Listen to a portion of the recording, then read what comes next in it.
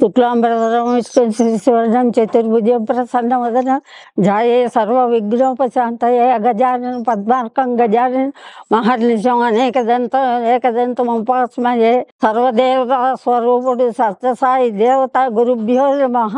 మా నాన్నగారు బాబా మా నాన్న కంటే చిన్నవాడైతే ఆయన ఆధ్యాత్మికంగా అంబా ఉపాసకుడు నాన్నగారు. అయితే అన్నీ చేస్తుంటే అక్కడికి పోయి వచ్చినాక నాకు చెప్పాడు, ఇంత సంగతి అమ్మ అంటే. నన్ను తీసుకుపో నాన్న అంటే, నేను బొక్కులు తెస్తా, తర్వాత నువ్వు బోధుగా లెమ్మని చెప్పాడు. సరే లెమ్మనమని ఉన్నా. బొక్కులు తీసుకొచ్చి ఇచ్చా.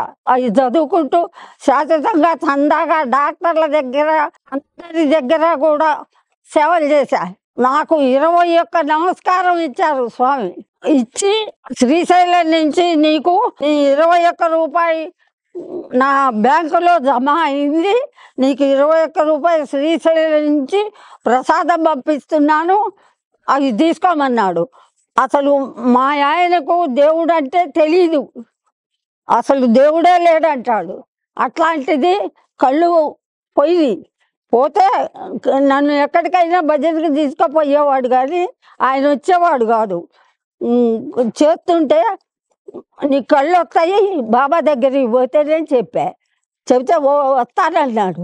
వస్తానంటే మా ఊళ్ళో బస్సు వేశారు, మెదడులో జొన్నలగడ్డ నుంచి వేస్తే మా దగ్గరికి వచ్చారు. వస్తే మరి వస్తావా అంటే వస్తానన్నాడు. బయలుదేరిపోయినావు. మరి ఆడవాళ్ళు ఒకేపులే మగవాళ్ళకే ఒక అబ్బాయిని కూర్చోబెట్టి ఆయన్ని ఒకరు చూడండి అయ్యా, మరి నేను రానైతు కాదు కదా అన్న. అంటే ఒక ఆయన కూర్చున్నాడు.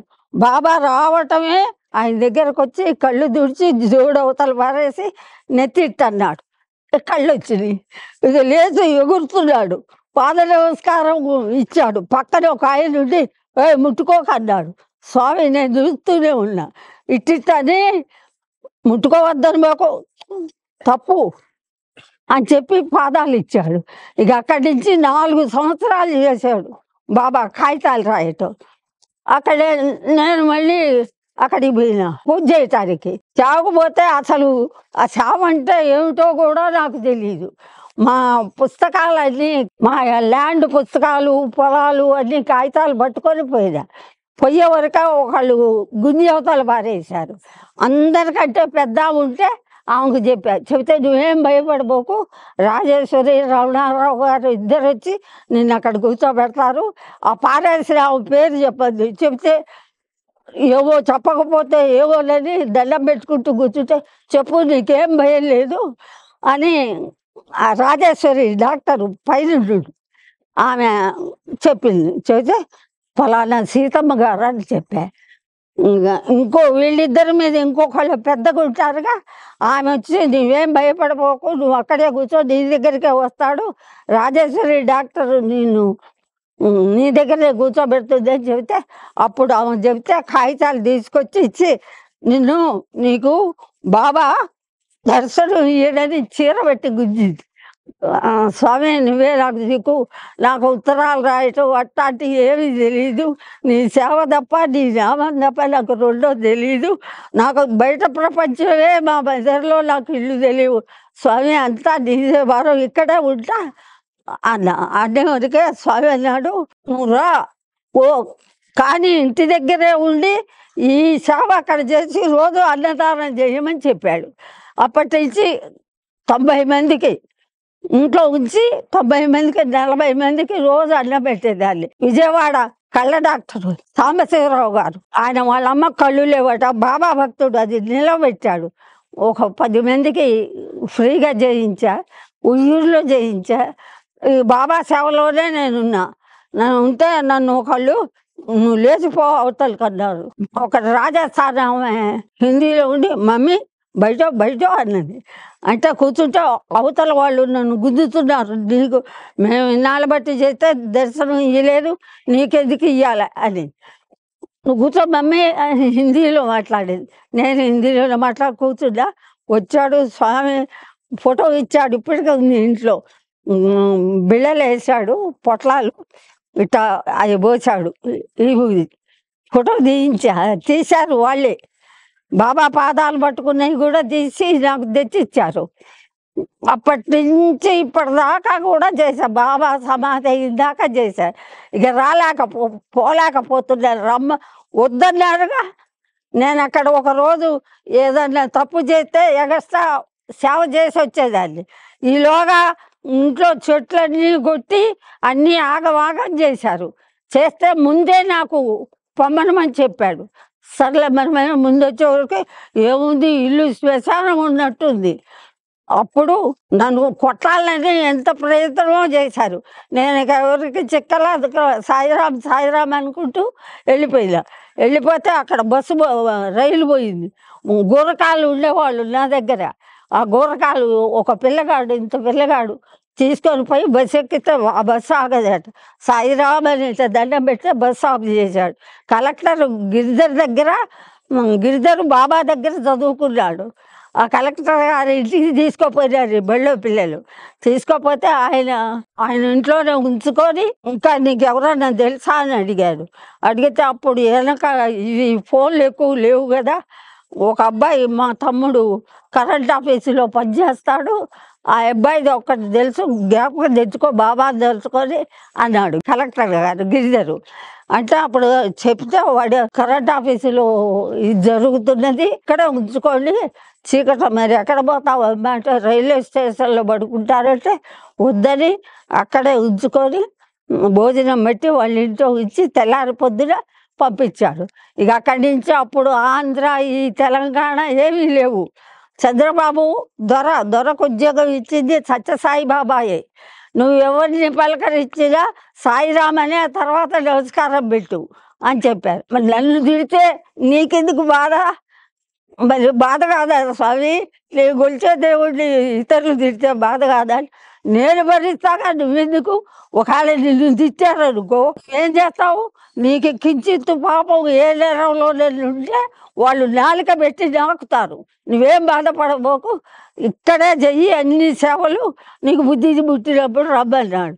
ఇంకా నిజంగా జరిగినాయి. అట్లనే చేస్తే ఊళ్ళో ఎవరు పిలిచేవాళ్ళు గారు. ఈలోగా స్వామి ముందుగానే అక్కడ జరిగాయి తెలుసుకొని నన్ను ముందే పంపించిన తర్వాత అన్నీ చేసినాక దొరకు ఉద్యోగం ఇచ్చింది బాబాయ్ శ్రీకాకుళం. సూర్య నమస్కారాలు చంద్రబాబు. అప్పుడు తెలంగాణ ఇవి ఏమీ లేవు.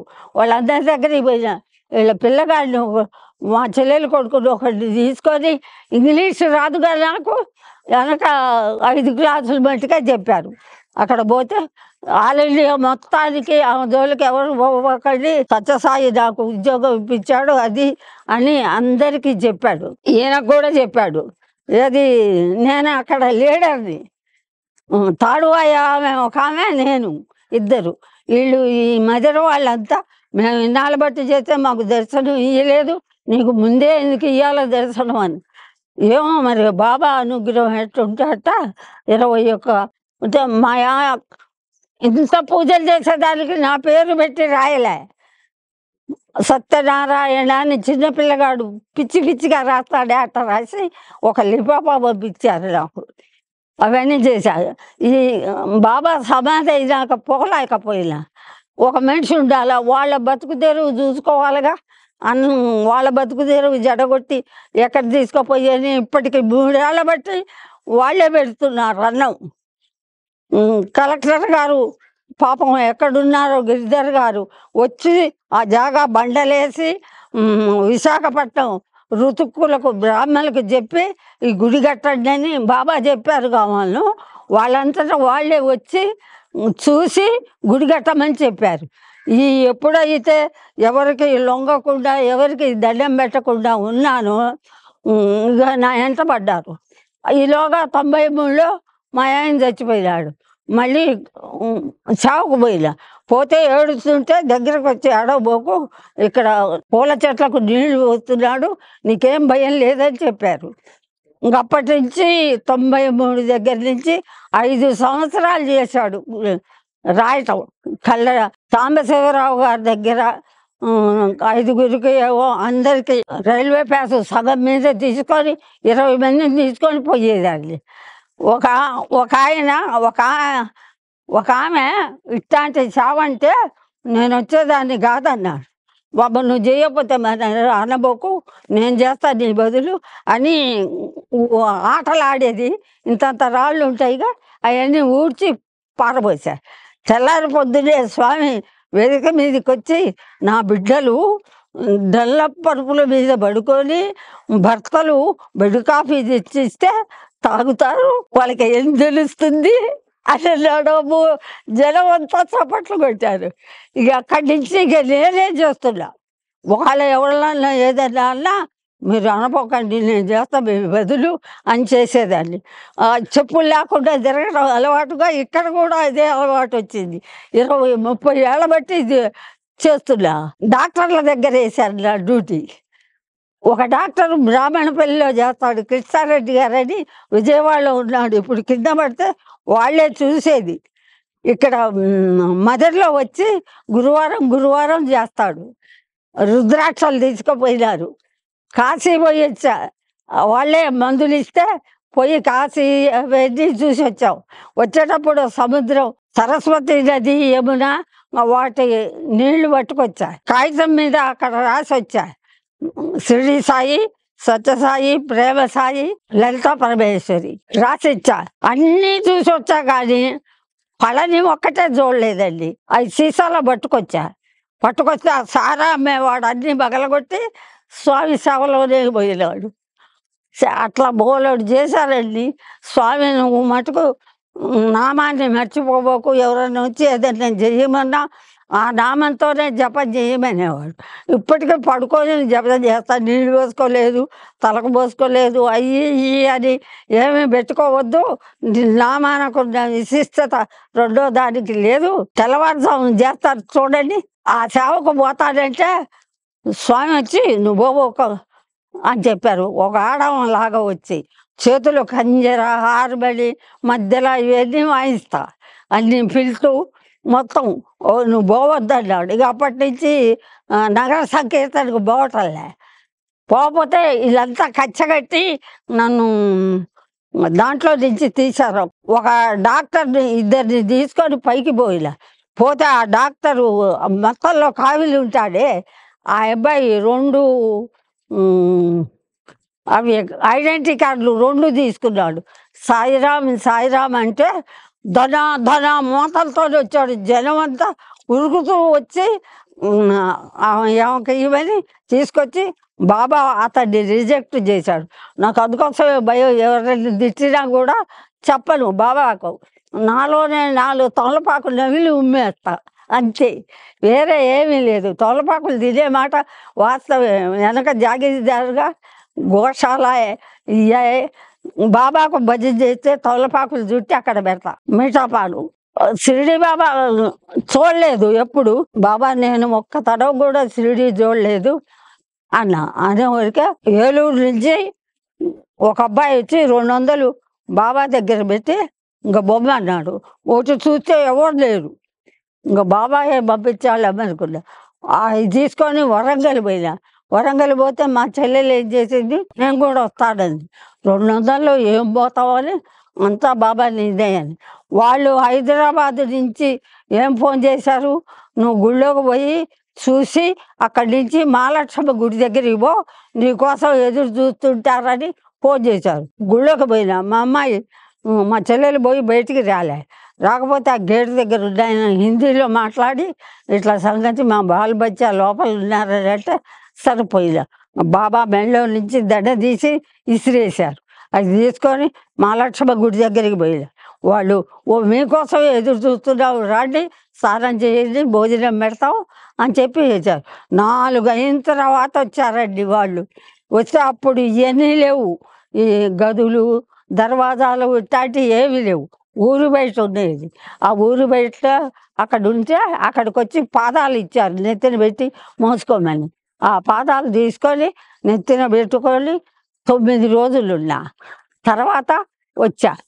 ఎక్కడ చూసినా బాబాని వాళ్ళ ముఖంలో చూడు, ఆధ్యాత్మికంగా వాళ్ళు తిట్టినా కూడా నువ్వేం పట్టించుకోకు అని చెప్పారు. జనమంతా కూడా ఈ సమాజానికి బాబా యొక్క ధర్మ సందేహాలు శాశ్వతంగా నిలవాలి. బాబాకు 100 సంవత్సరాలు ఇప్పుడు. ఈ బాగా జరగాలి చూస్తా. ఈ చీర మీదనే 21 దర్శనం పాత దర్శనం ఇచ్చాడు. ఇదే చీర దాంట్లో ఉంది. ఇది అందరూ ఆధ్యాత్మికంగా ఎదిగి అక్కడ మందిరం తయారయ్యి మళ్ళీ ఎప్పుటాల అన్నదానం జరగాలని ఈ ఈ స్కార్ఫ్తోని 30 సంవత్సరాలు బాబాకు సేవ చేశా. ఆయన సేవలోనే ఉన్నా. ఎంతమంది వచ్చి రమ్మన్నా కూడా ఎవరి దగ్గరికి పోయేదాన్ని కాదు. అందరికంటే ముందు అన్నం తిన్నానేమో అని మళ్ళీ ఇంకో రోజు ఎగస్ట్రా చేసి వచ్చేదాన్ని సేవలు. ఆధ్యాత్మికంగా అందరూ ఎదగాలి. బాబాయే విశాఖపట్నం నుంచి 21 ఋతుకుల్ని పంపించి అక్కడ మందిరం ఏర్పాటు చేయండి అని చెప్పారు. అందుకోసమే ఇదే చీర మీద 21 పాద నమస్కారాలు చేసుకొని ఆయన సేవలోనే ఉన్నాయి. ఇప్పుడు రాలేకపోతున్నా. నడిస్తే వస్తా ఒకదాన్ని. అసలు నేను ఎవరిని తోడు తీసుకోపోను. బండెక్కితే సాయిరాం అని ఎక్కడికి పోయినా సాయిరాం మాట. పెద్ద పెద్ద మంత్రుల దగ్గరికి పోయినా నమస్కారం పెట్టేదాన్ని కాదు, సాయిరాం అనేదాన్ని. అంటే వాళ్ళందరూ కూడా సాయిరాం వచ్చింది ఏమని ఏం చేయబోకండి, ఒకటే అన్ని తోలపాకులు వేసుకుంటాగా పెట్టి తీసుకపోతే పరీక్ష చేయాలి అన్నారు. అంటే నేనన్నా తీసుకొని బాంబులు పెట్టుకొచ్చాను అనుకున్నావా, నువ్వు కూడా ఒకటి వేసుకో అని తిప్పి చూస్తే తోలపాకులు అని ఎంబడే దొర దగ్గరికి పోతే దొర ఏం చేశాడు, ఆల్ ఇండియా మొత్తం ఆమె జోలికి పోవద్దు, ఆ జాగాకు పోవద్దని పోలీసులందరికీ చెప్పి నువ్వు పోయి ఎస్పీని గెలవమ్మా అన్నాడు. ఖమ్మం వచ్చా ఒకదాన్ని. ఖమ్మం వచ్చి ఎస్పీని అడిగితే ఏమో నాకు తెలీదు అన్నాడు. అంటే నేనన్నా చెప్పు, మరి నాకా ఇంగ్లీష్ రాదు, నాకు రాయటం రాదు, చెప్పు ఇప్పుడే మళ్ళీ బస్సు పోయి దొరకు చెబుతానని. అప్పుడు రాసి కాగితం ఇచ్చి మనిషినిచ్చి ఆయన దగ్గరికి పంపించాడు చంద్రబాబు. అప్పుడు తెలంగాణ అవి ఏమీ లేవు, నేనే అక్కడ పంపించేది. ఆయన పేరు అబ్దుల్ కలాం.